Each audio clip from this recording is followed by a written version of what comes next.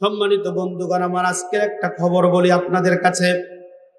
আর টিভির সংবাদে এসেছে আগামী রমজানকে কেন্দ্র করে বরিশালের একজন কাউন্সিলর, আমার কাছে মনে হয় লোকটা ইসলাম প্রিয় হবে, মনে হয় লোকটা কোরআন প্রিয় হবে।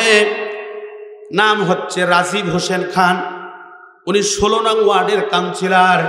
ওয়ার্ডের বিভিন্ন পাড়ায় পাড়ায় বিভিন্ন মোড়ে মোড়ে একটা ব্যানার দিয়েছেন, রমজানকে কেন্দ্র করে একটা ব্যানার দিয়েছেন।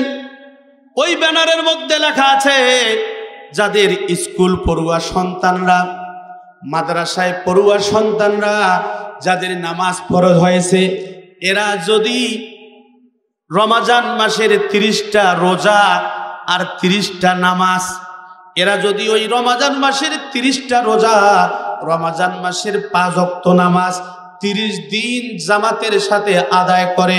কাউন্সিলর সাহেব বলেছেন, যতজন এইভাবে 5 ওয়াক্ত নামাজ জামাতের সাথে আদায় করবে, 30 দিনের মধ্যে যারা জামাতে হাজির হবে, ওই স্কুল পড়ুয়া সন্তানদেরকে আমি একটা করে সাইকেল উপহার দিব। বলেন সুবহানাল্লাহ।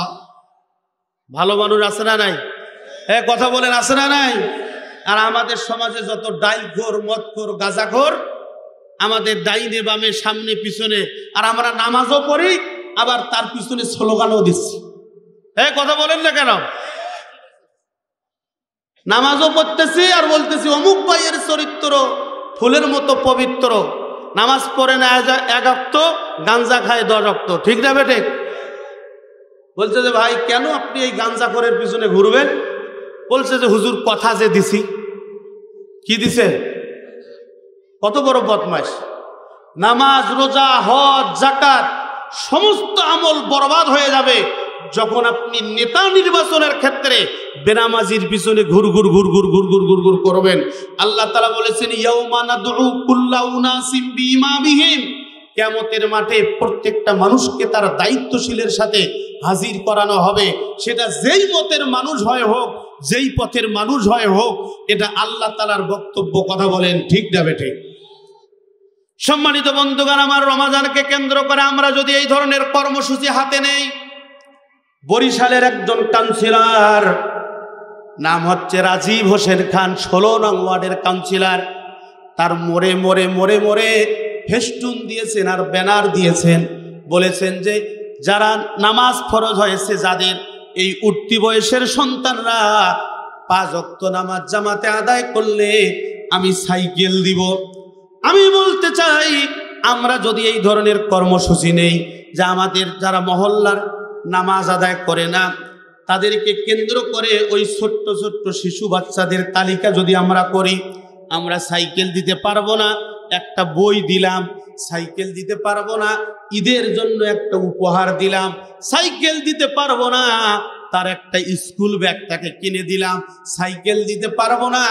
যতটুকুন আপনার সামর্থ্য আছে ততটুকুন দিয়ে আপনি একটা উপহার ঘোষণা করতে পারেন।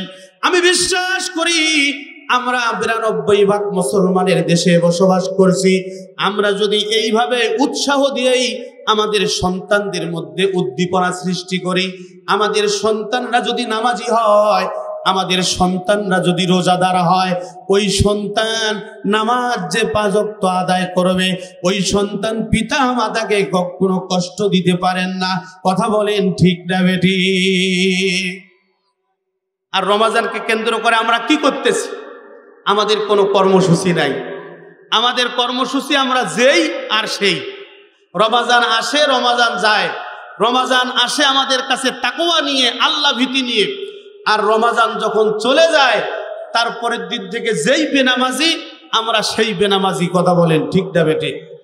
আমি একজনকে বলতেছি যে ভাই কি ব্যাপার, আপনি নামাজ পড়তেছেন না কেন? বলছে হুজুর দোয়া করেন, রমজান মাস থেকে পড়ব। তা আমি বললাম, রমজান মাস থেকে পড়বেন, আপনি মসজিদে দরখাস্ত দিবেন একটা, যে আমি রমজান পর্যন্ত বেঁচে থাকবো ইনশাআল্লাহ। আচ্ছা বলেন তো, কেউ কি বেঁচে থাকবো? কথা বলেন, বেঁচে থাকবো? কথা বলেন, কেউ কি বেঁচে থাকবো? আমি আপনাদেরকে অনুরোধ করে বলবো, আমি আপনাদের ভাই, আমি আপনাদের সন্তান, আমি আপনাদের কাছের মানুষ, আমি আপনাদের পায়ে ধরে হাতে ধরে অনুরোধ করছি, যাদের নামাজ ফরজ হয়েছে, নামাজ পড়ছি না, আমরা জাহান্নামের পথে 24টা ঘন্টা চলতেছি, এই মুহূর্তে মৃত্যুবরণ করব, জাহান্নামে চলে যাব। আমি অনুরোধ করব ভাই, জাহান্নাম থেকে রক্ষা পাওয়ার জন্য ফজরের নামাজ থেকে আমরা নামাজ আদায় করব ইনশাআল্লাহ। কারা কারা নামাজ আদায় করব হাত তুলে একটু আল্লাহ তাআলাকে দেখাই। লিল্লাহে তাকবীর। এই দেখেন তো কোন সিটার হাত তোলে নাই। যে হাত তুলবেন না মনে করব যে আপনার ফজর পর্যন্ত বাঁচার নিয়ত আছে। আর যদি নিয়ত না থাকে যে আমি মরে যাইতে পারি, এখানে নিয়ত করে বিছানায় যে ঘুমাবেন, মৃত্যুবরণ করবেন, জান্নাতীদের কাতারে থাকবেন। বলেন সুবহানাল্লাহ। লিল্লাহে তাকবীর। আল্লাহ তাআলা আমাদের হাতগুলিকে কবুল করুন, সকলে বলছি আল্লাহুম্মা আমিন। তাহলে মানুষ জাহান্নামে যাবে। 1 নম্বর কারণ হচ্ছে যারা বেনামাজি। 2 নম্বর কারণ হচ্ছে আল্লাহ পাক রব্বুল আলামিন বলেছেন ওয়ালাম নাকুনু তুইমুল মিসকিন।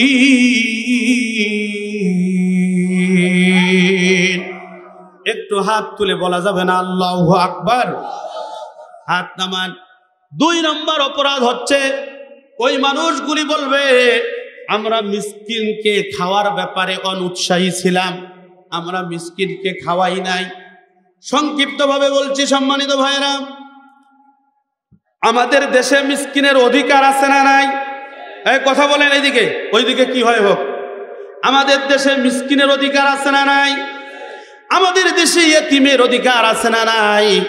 কিন্তু যথাযথভাবে নাই। কথা বলেন ঠিক না বেঠিক? তার কারণ হচ্ছে এই গত কয়েকদিন আগের কথা বলছি। গত কয়েকদিন আগে আমার মাহফিল ছিল খুলনায়। আমি খুলনা যাব, স্টেশনে উঠলাম, দেখতেছি সাদা কাপড় দিয়ে একটা লাশ ঢাকানো। ওই লাশটার উপরে একজন 10 টাকা 20 টাকা করে দিয়েছে, 5 টাকা করে দিয়েছে। আমার বন্ধু বেলাল, আপনারা জানেন বেলাল প্রায় সময় আমার সাথে মাহফিলে থাকে। আমি জিজ্ঞেস করলাম লাশটাকে কেন এখানে রাখা হয়েছে? একজন বলল যে এই লোকটা মারা গেছে, লা ওয়ারিস, তার কোনো ওয়ারিস নাই, তার ওয়ারিস চিহ্নিত করার জন্য কিছুটা সময় এখানে থাকবে। আমি বললাম টাকাগুলো কেন এখানে দেয়া হয়েছে? ওই লোকটা বলতে যে হুজুর যদি ওয়ারিস খুঁজে পাওয়া না যায়, এই লোকটার দাফন কাফনের জন্য এখানে 5 টাকা 10 টাকা দেয়া হয়েছে। এই টাকাগুলি দিয়ে এইখানে এই লোকটার দাফন কাফন হবে। আচ্ছা বলেন তো দেখি, যদি মিসকিনের অধিকার আমাদের দেশে আছে, তাহলে একজন মৃত্যু ব্যক্তি এতিম মিসকিন মৃত্যুবরণ করার পরে তার দাফনের জন্য টাকা কালেকশন করতে হবে কেন? কথা বলেন না কেন?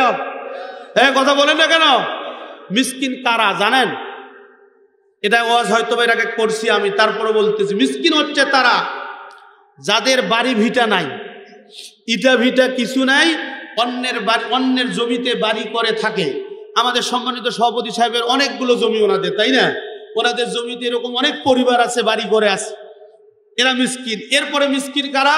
যারা প্ল্যাটফর্মে আছে, যারা কলেজ স্টেশনের বিভিন্ন প্ল্যাটফর্মে, যারা পথচারী বিভিন্ন প্ল্যাটফর্মে আছে, এরপরে যারা বস্তিতে আছে, এদেরকে বলা হয় মিসকিন। সম্মানিত বন্ধুগণ আমার, মিসকিনের অধিকারের কথা বলছিলাম। আমাদের সমাজে মিসকিনের জন্য যদি বাজেট হয় 50,000 টাকা, আমাদের নেতারা খায় 40,000, আর মিসকিনের এতিমখানায় দেয় 10,000। কথা বলেন না কেন? বললাম যে ব্যাপার কি, আপনি 40,000 টাকা যে নিলেন, 10,000 টাকা যে দিলেন, বলতেছে হুজুর 40,000 টাকা খরচ আছে না? খরচ নাকি 40,000 হয়। ওরা আবার উমরা করে আসে, হজ করে আসে। কি বলেন? কথা বলেন না কেন?